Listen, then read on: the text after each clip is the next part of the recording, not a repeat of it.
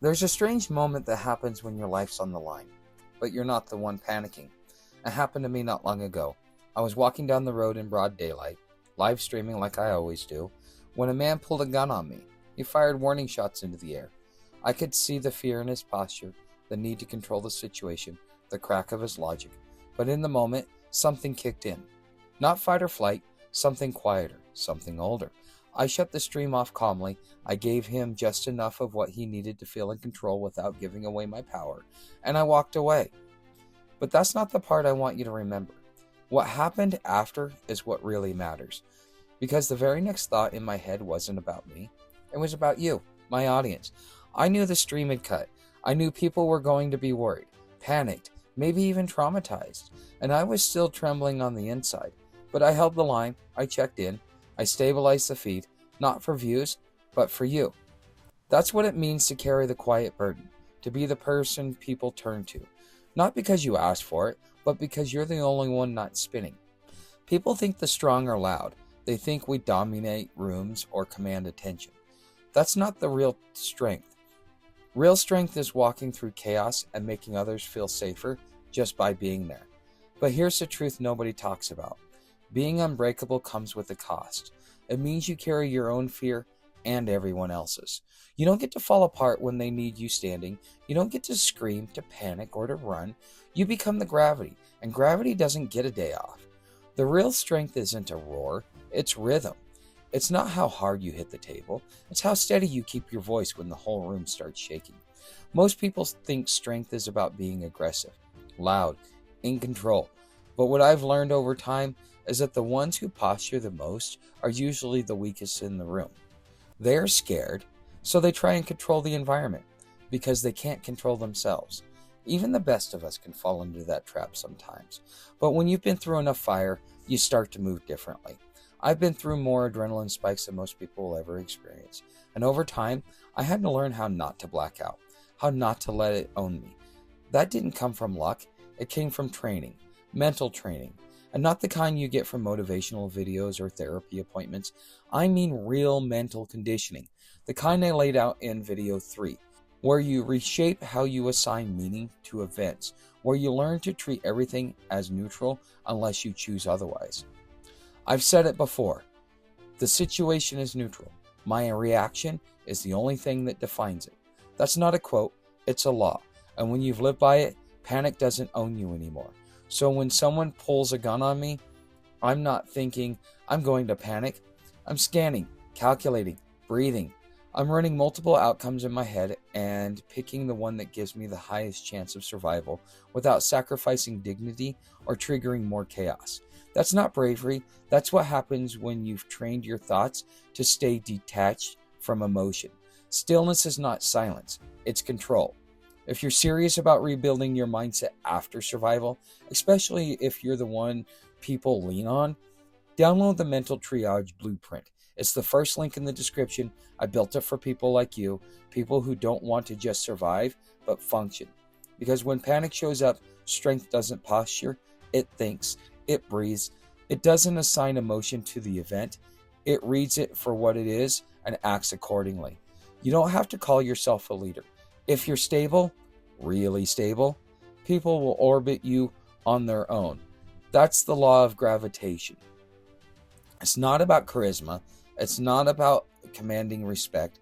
It's about being the only one who isn't reacting when everyone else is losing it. This hit me hard in Gainesville. I didn't want followers. I wasn't building anything. I was just trying to be left alone. But even then, people kept pulling toward me, not because I was flashy, not because I wanted their attention, but because compared to the chaos around them, I looked like gravity. There was one man in particular, dangerous, calculating. He'd been living in the kind of world most people don't survive in. People stay away from him. He watched from a distance for weeks before he ever spoke to me. And when he finally did, he didn't threaten. He asked me not to leave. He said, "There's something about you. I don't know what it is, but I need it around me." He wanted me in his circle, not because I was like him, but because I wasn't. He was volatile. I was still. He was used to bending others. I didn't bend. That's how gravitational leadership works. You don't have to force anyone to follow you. You just keep your orbit. and the ones who are looking for stability, they'll find it. You're not the meteor, you're the planet. You don't burn hot and disappear. You stand still, hold weight. You pull things back into balance without saying a word. Here's the part nobody tells you. Being the one who stays standing comes with a weight no one will ever see. You don't get applause for it. You don't get to be thanked for it. And more often than not, the people who rely on your strength will turn on you the second you stop giving it away for free. I've lived it. For the past few years, I've poured everything I had into building something real. Not fear-mongering, not fantasy prepping, real skills, real survival, real mental training. And I gave it away for free. The moment I put up a $2.99 paywall just to protect my energy, the accusation started. You sold out. You're just another scam artist. They didn't see the 25 years I spent surviving what most of them couldn't last a week in. They don't see the value of the information until they need it. And even then, many think that they're entitled to it. They want your gravity. They just don't want to pay for the cost of orbit. So why do I keep going? Because I've always seen myself as my brother's keeper. I wasn't always like this. I used to be cold-hearted, ruthless, and even detached.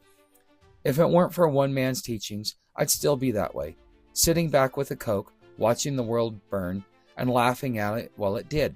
But the man who changed my life, his name is Billy Meyer. Without him, I would have remained a worthless, broken human being, not because he's divine, but because he teaches the laws of truth, the laws of the universe, the laws of oneness. Through his creation teachings, I found something that made more sense than anything this broken society has ever given me. I'm no longer ashamed of who I am. I'm proud of what I've become, and I know now, without question, that being the stabilizer isn't a curse, it's a choice. You're not here to be a hero.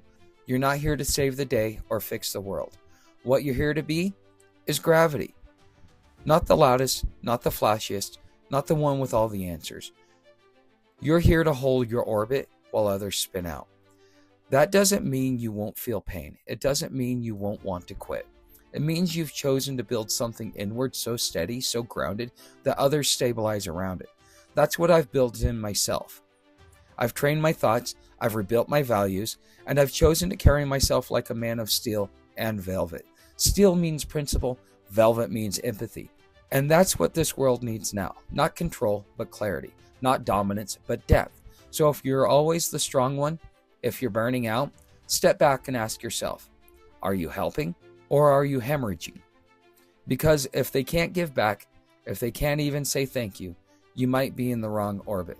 This is the end of the series, but it's also the beginning of something more. If this hits something in you, go download the Mental Triage Blueprint. It's the first link in the description.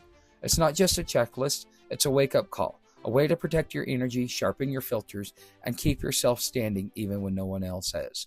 You don't have to save everyone, but someone's got to stay standing.